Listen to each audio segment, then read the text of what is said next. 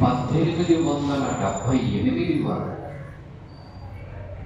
1878 వరకు ఇంగ్లాండ్లో 1878 వరకు ఇంగ్లాండ్లో మహిళలకు ఉన్నత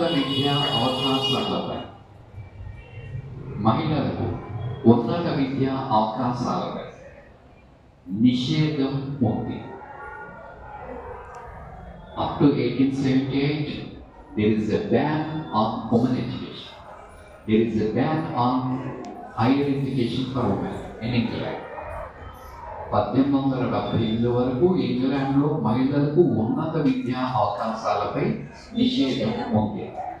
There is a ban on higher education for women in England up to 1878. అయినప్పటికీ 18